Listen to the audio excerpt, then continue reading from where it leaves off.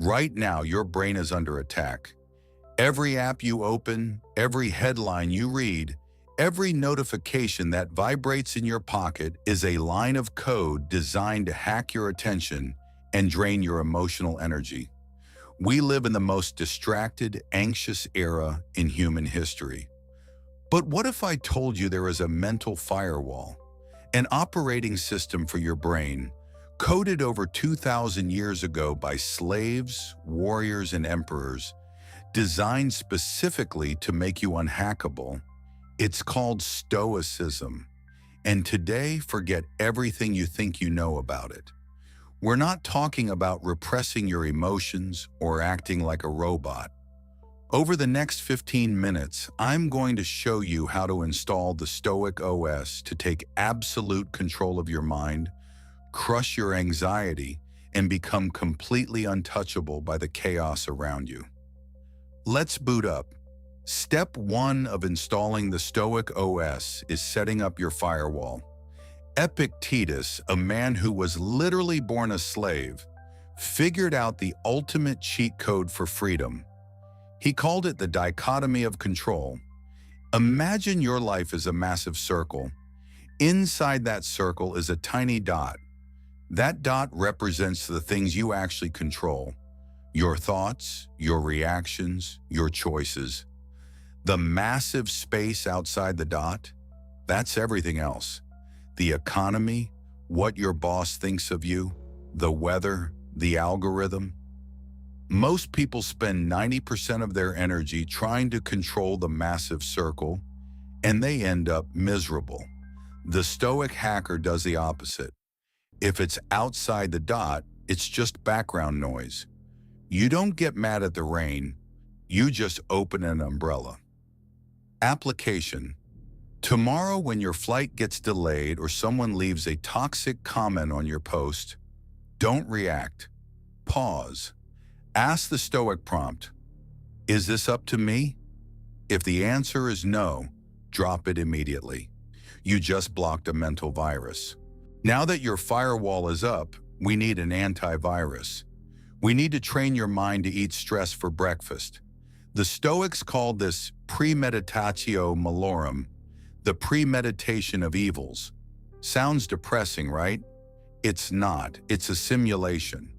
Modern athletes do this all the time through visualization.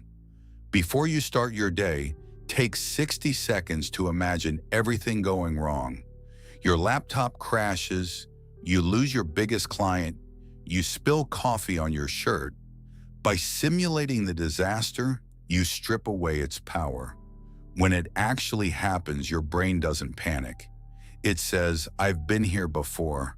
I know what to do. But we don't stop at just surviving. We upgrade to Amor Fati, the love of fate. Friedrich Nietzsche popularized this, but the Stoics lived it. When the simulation becomes reality, you don't just tolerate the bad thing, you embrace it. Marcus Aurelius, the Emperor of Rome, wrote, "The impediment to action advances action. What stands in the way becomes the way."